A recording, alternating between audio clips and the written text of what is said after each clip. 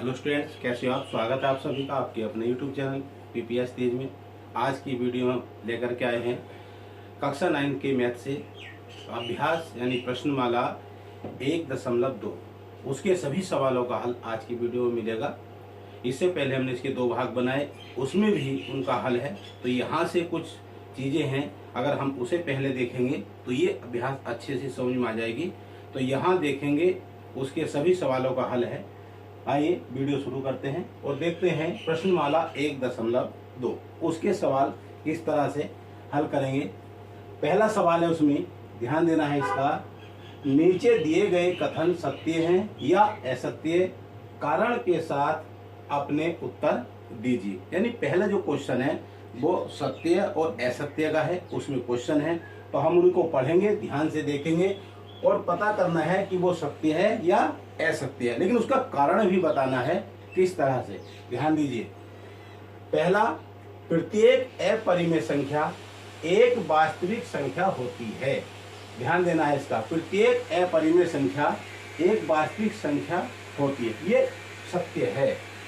क्या है ये सत्य है, हम इसको कहेंगे सत्य है। अब ये सत्य क्यों है, उसका कारण यहाँ बताएंगे। तो देखना है, यहाँ पर लिख रहा हूँ, देखना है क्योंकि वास्तविक संख्याओं में अपरिमेय संख्याएं भी होती हैं। जो हमारी वास्तविक संख्याएं होती हैं उसमें अपरिमेय भी होती हैं, इसलिए ये कथन हमारा सही है। दूसरा, ध्यान देंगे यहाँ पर, संख्या रेखा का प्रत्येक बिंदु वर्गमूल यानी √m के रूप का होता है, जहां m एक प्राकृत संख्या यानी प्राकृतिक संख्या है। ध्यान देना है इसको। इसमें क्या है, क्योंकि जो हमारी एक संख्या रेखा होती है उस पे 2 बिंदु, एक जो बीच में बिंदु होता है उसके बाएं हाथ की ओर ऋणात्मक संख्याएं होती हैं और दाहिनी ओर धनात्मक संख्याएं होते हैं।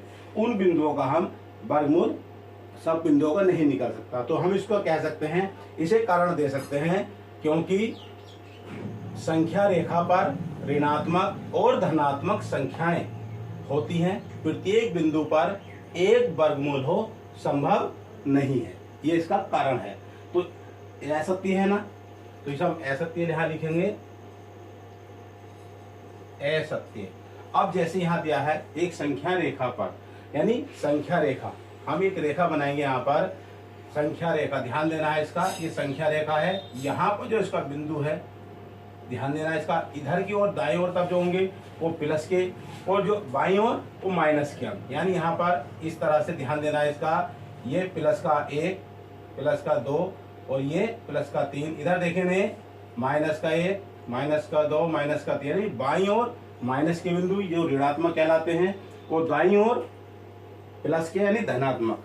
तो यहाँ कोई भी अंक हो, ध्यान देना है इसका, m के रूप का होता है, जहाँ एक प्राकृतिक संख्या यानी किसी भी संख्या का हमने कारण में दिया है प्रत्येक बिंदु पर एक वर्गमूल संभव नहीं है, सभी का वर्गमूल नहीं हो सकता, इसलिए ये असत्य है। तीसरा, नेक्स्ट देखेंगे, प्रत्येक वास्तविक संख्या एक अपरिमेय संख्या होती है। प्रत्येक वास्तविक, जैसे पहला था उसी के आधार पर है, वहां पर अपरिमेय संख्या एक वास्तविक संख्या होती है, वो सही था। लेकिन यहाँ दिया है प्रत्येक वास्तविक संख्या एक अपरिमेय संख्या होती है, जबकि इसमें परिमेय अपरिमेय दोनों होती हैं। तो ये क्या है, असत्य। क्या है ये, असत्य है। अब हम इसका कारण देखेंगे क्या है, ध्यान दीजिए, क्योंकि वास्तविक संख्याओं में परिमेय संख्याएं भी होती हैं, ये इसका कारण है। जो भी संख्याएं वास्तविक उसमें परिमेय भी होती हैं, अपरिमेय होती हैं, और वो कह रहा है केवल यहाँ पर अपरिमेय होती है, इसलिए ये असत्य है। अब इसमें हम देखेंगे दूसरा सवाल।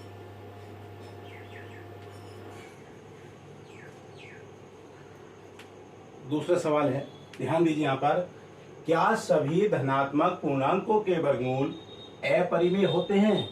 यदि नहीं तो एक ऐसी संख्या के उदाहरण दीजिए जो एक परिमेय संख्या है। ध्यान देना है, सवाल का समझना है इसको। क्या सभी धनात्मक पूर्णांकों के वर्गमूल, जो धनात्मक यानी प्लस वाली संख्या होती हैं 0 से दाईं ओर, यानी प्लस वाली सभी संख्या होती है ना, उसके क्या वर्गमूल अपरिमेय होते हैं? यदि नहीं है तो एक संख्या के उदाहरण देकर के उसके जो एक संख्या परिमेय है उसका उदाहरण देकर के यहाँ समझाना है उसको। तो क्या कहेंगे हम इसको, नहीं, सभी धनात्मक पूर्णांकों के वर्गमूल अपरिमेय होते हैं। उत्तर में आ जाएगा इसका, लिखेंगे हम नहीं, क्या सभी धनात्मक पूर्णांकों के वर्गमूल अपरिमेय होते हैं? नहीं होते सभी के। तो सभी धनात्मक पूर्णांकों के, लिखेंगे यहां पर, के वर्गमूल अपरिमेय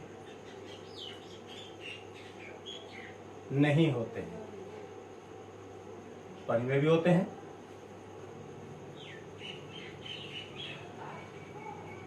अपरिमेय नहीं होते हैं, यानी परिमेय भी होते हैं। तो उसको हम उदाहरण से यहाँ समझाएंगे। ये बात आपकी समझ में आ गई कि इस सवाल का आंसर नहीं, सभी धनात्मक पूर्णांकों के वर्गमूल अपरिमेय नहीं होते हैं। होते हैं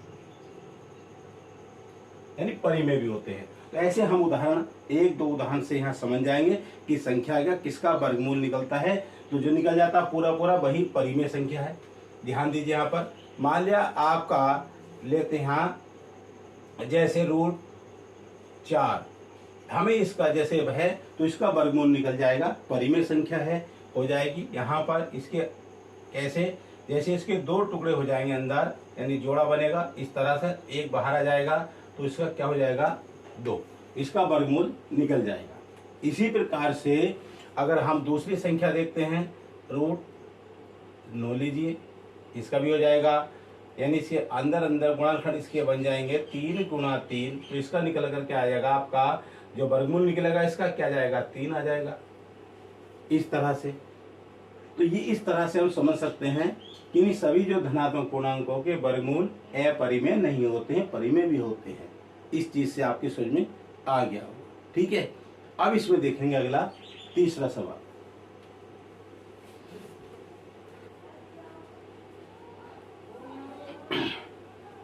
नेक्स्ट सवाल है, ध्यान देना इसका, तीसरा सवाल, दिखाइए कि संख्या रेखा पर √5 को किस प्रकार निरूपित किया जा सकता है। यानी जो आपका ये √5 है, इसको हमें संख्या रेखा पर दिखाना है, तो किस प्रकार से हम उसको दिखाएंगे, चित्र कैसे बनेगा उसका, कैसे हम उसका निरूपण करेंगे संख्या रेखा पर, उसको ध्यान से देखना है।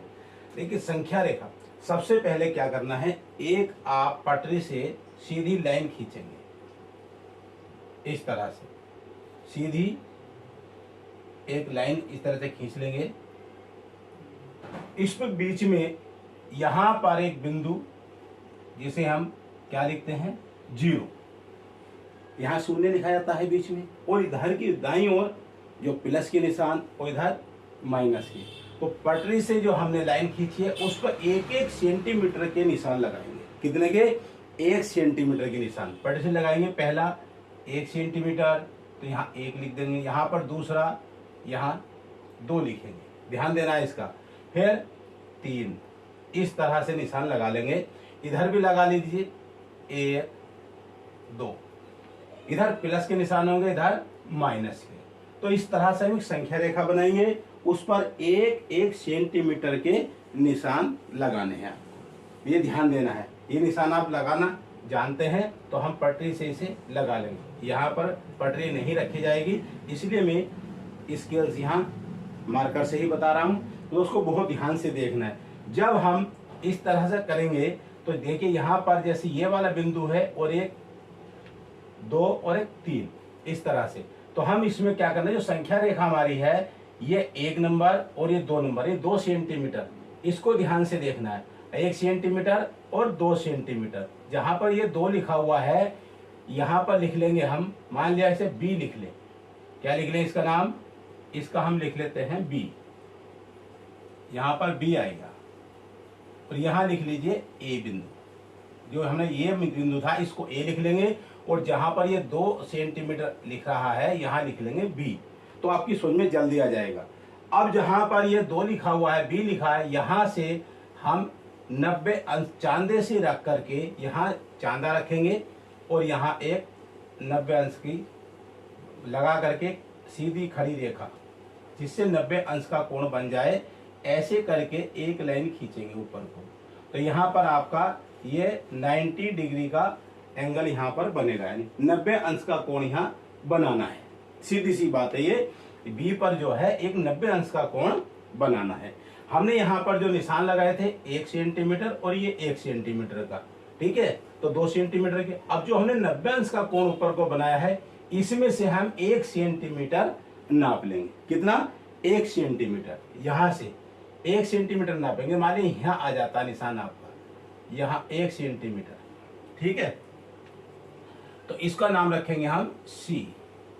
यहां रख दीजिए सी बिंदु, ये सी आ जाएगा यहां पर। और ये जो सी यहां एक है, इसको मिलाएंगे आप ऐसे करके,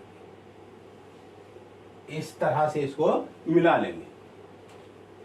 तो इस तरह से यहां देखेंगे हमने इसको ए को और सी को मिला दिया, ये वाला ए और सी बिंदु मिला दिया।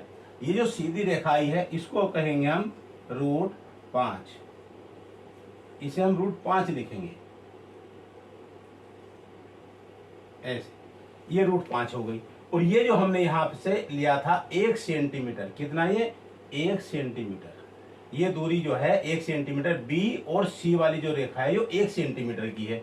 तो ध्यान देना है, ये जो हमारी तिरछी रेखा है, इसको क्या कहेंगे? कर्ण कहते हैं। 90 अंश के सामने की रेखा कर्ण कहलाती है। कर्ण आ गया आपकी √5, और ये जो ए और बी, ये आ गई 2 सेमी, और ये सी और बी आ गई 1 सेमी। तो इस तरह से हम संख्या रेखा पर निरूपण करने के लिए, अब ध्यान देना, क्योंकि √5 आई है, हमें दिखाना है संख्या रेखा पर, इस वाली रेखा पर दिखाना जो नीचे। अब करना क्या है, जो हमारा प्रकार है, प्रकार को उसमें पेंसिल लगा करके या फिर उसकी प्रकार की नोक रखेंगे यहाँ पर, जहाँ ए बिंदु है यहाँ हमने प्रकार रखेंगे, ठीक है। जैसे प्रकार यहाँ जाएगी तो हम फिर ऐसे पेंसिल की नोक यहाँ लेकर के आएंगे, ऐसे देखिए, जैसे मेरे हाथ के अंगल इस तरह से लगाएंगे। इस तरह से यहाँ प्रकार की नोक जो होती है वो आ जाएगी, और यहाँ पेंसिल वाली नोक आ जाएगी इस तरह से। और फिर हम एक चाप लगाएंगे इस तरह से, इस तरह से चाप लगा देंगे, ऐसे ऐसे करके एक चाप लग जाएगी। तो ध्यान देना है, जो ये वाली दूरी है, ए और सी वाली दूरी है, ये आ जाएगी आपकी यहाँ तक। इसको हम कहेंगे डी बिंदु, नाम रख लेंगे इसका, आसान हो जाता है। क्या हो जाएगा इसका नाम? डी बिंदु हो जाएगा। इसका नाम रख लिया हमने बिंदु डी, ठीक है। अब यहाँ पर ए और डी, ये जो ए और डी है, ये ए सी के बराबर हो जाती है। तो ये हमारी जो संख्या रेखा पर √5 आएगा, वो ए और ये डी बिंदु वाला आ जाएगा, यानी ये बिंदु है से लेके यहाँ तक, ये इसके बराबर आएगी। तो संख्या रेखा जो आएगी हमारी √5 की, ए और डी, यहाँ है ना डी बिंदु, ये डी, यहाँ पर इतना दूरी आ जाएगी। अब ध्यान देना है इसका, ये कैसे आई है, ये √5 निकलना अगर हमको सिद्ध कर दें तो ये पाइथागोरस प्रमेय से होती है। आपने पढ़ी होगी, पहले हमने बताई थी, पाइथागोरस प्रमेय। इसका क्या फार्मूला है, यानी जैसे यहाँ कर्ण है तो हम इसमें लगाएंगे यहाँ पर कर्ण का वर्ग बराबर आधार का वर्ग प्लस लंब का वर्ग। ध्यान देना इसका, यहाँ पर हमें ये कर्ण का वर्ग √5 है, यहाँ पर जो है आधार है, तो ये आधार जो इतना है ये 2 सेमी है, और जो इसका लंब है यहाँ से यहाँ तक ये 1 सेमी है। ध्यान देना इसका, ये 2 सेमी और ये है 1 सेमी। तो आधार का वर्ग यानी 2 का वर्ग प्लस 1 का वर्ग, 2 का वर्ग कितना हो जाएगा? 4, 1 का वर्ग 1। तो ये ध्यान देना इसका, कर्ण का वर्ग बराबर कितना हो जाएगा? कर्ण का वर्ग बराबर 5। ये संख्या दोनों जुड़ जाएंगे ना। अब हम इसका वर्गमूल निकालेंगे, ऐसे निकलता नहीं, लेकिन करना क्या है, अब ये कैसे आएगा √5 में, तो इसका हटाना है। यहाँ पर जो कर्ण का वर्ग है, इसका नियम है, इसके ऊपर भी आप वर्ग लगा दीजिए, रूट का निशान लगा दीजिए, यहाँ कर्ण का वर्ग हो जाएगा और रूट का निशान इधर लग जाएगा। अब ये ऐसे कट जाता है, रूट से वर्ग कट जाएगा, तो कर्ण बराबर कितना आ जाएगा? √5। तो ये हमने सिद्ध भी कर दिया। इस तरह से हम अगर संख्या रेखा पर रूट वाली संख्या दिखानी है तो इस तरह से हम दिखाएंगे। आपको समझ में नहीं आया, वीडियो दोबारा देखेंगे और अच्छे से समझ में आ जाएगा। इसमें एक लास्ट सवाल और है, उसको भी देखेंगे।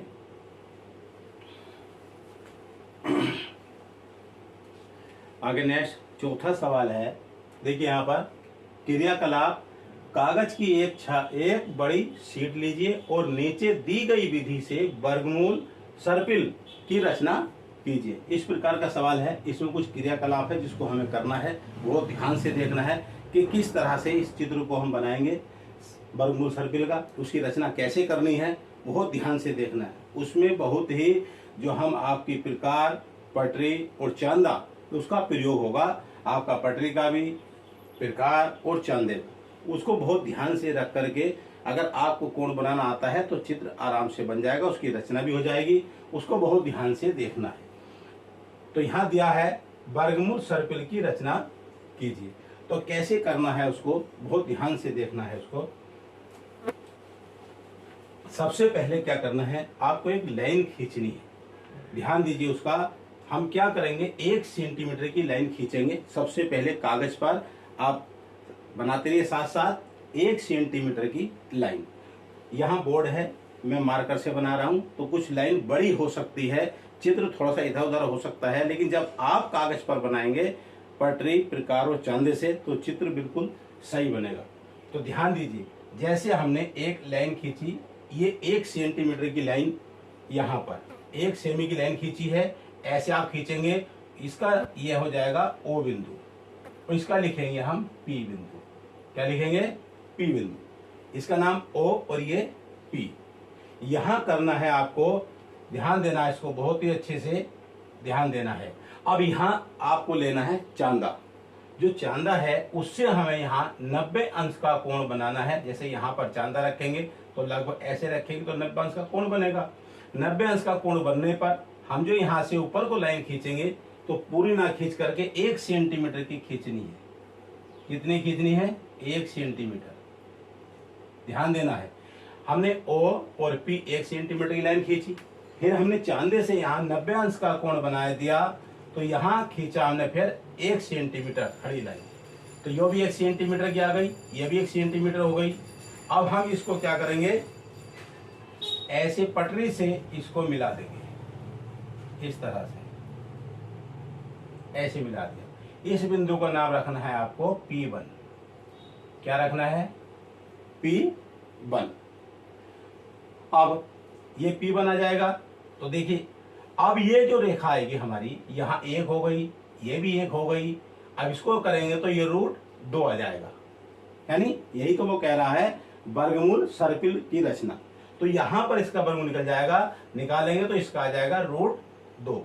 तो हम इसको लिख सकते हैं जैसे OP बराबर, ये 1 है ना, 1 सेमी। अब दूसरे क्या आ जाएगा, OP1। OP1 बराबर, इसे लिखेंगे 2, एक ये और यहां हो जाएगा √2। इस तरह से ये इसका वर्गमूल OP1 ये। अब दूसरा, जहां पर ये P1 बिंदु आया है, यहां चांदा रखेंगे और 90 अंश का कोण फिर बनाएंगे। जब चांदा रखेंगे तो आप इस वाले उस पर रखेंगे लाइन। जैसे हमने यहाँ पर चांदा रखा था, ऊपर को बनाया। अब चांदा ऐसा थोड़ा तिरछा रखा जाएगा इस तरह से, तो लगभग यहाँ आएगा उसका बिंदु।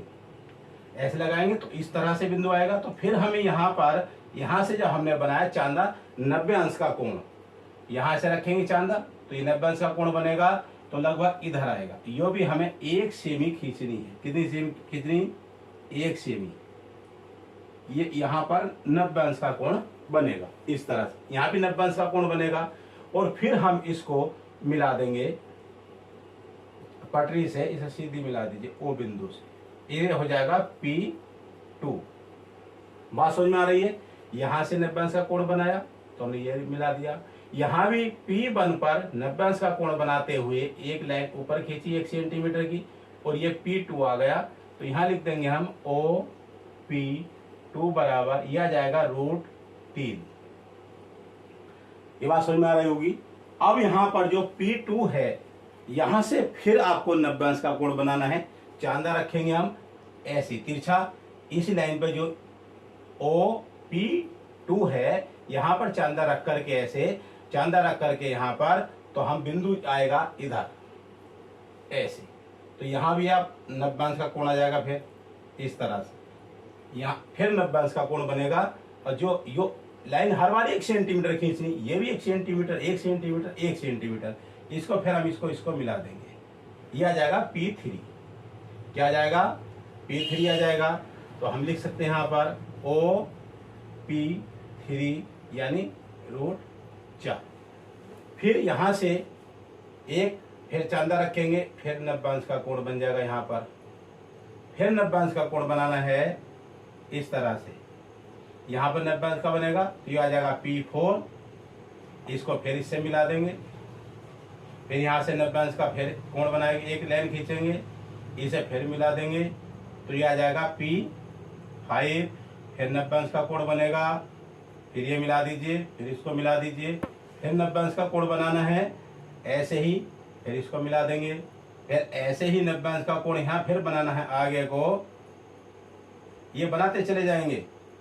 अब 1 सेंटीमीटर की रेखा फिर हम इससे मिला देंगे, फिर ये 90 अंश का कोण बनेगा, फिर ये बना दीजिए इस तरह से, ये आएगा। ये फिर ऐसे बनती चली जाएगी रचना, इस तरह से ये रचना बन जाएगी। P5 आ जाएगा, P6 हो जाएगा, P7 हो जाएगा, P8 और P9 और P, ऐसे हमारी ये सर्पिल रचना कहलाती है, वर्गमूल सर्पिल रचना। इस तरह जब आप उसमें बनाएंगे कॉपी पर पटरी प्रकार चांदे से, तो बहुत सुंदर आकृति ये बनेगी। OP3 आ गया, OP4 यह आ जाएगा, फिर OP5 हिसाब लिख सकते हैं, 6 OP6 √7, इस तरह से लिखी जाती है।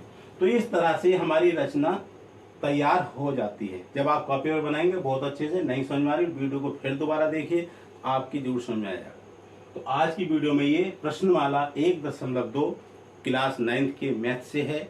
ये जो स्टूडेंट्स देख रहे हैं उनको पसंद आई है वीडियो तो लाइक कीजिए, शेयर भी कीजिए और साथ में अपने दोस्तों कमेंट में जरूर लिख करके बताएं, दोस्तों को भी बताएं कि वो आपको कैसा लग रहा है। और अभी आपने चैनल को सब्सक्राइब नहीं किया है, जो पहली बार देख रहे हैं तो सब्सक्राइब भी कीजिए। आज की वीडियो में इतना ही, फिर मिलेंगे हम नेक्स्ट वीडियो में। जय हिंद, जय भारत।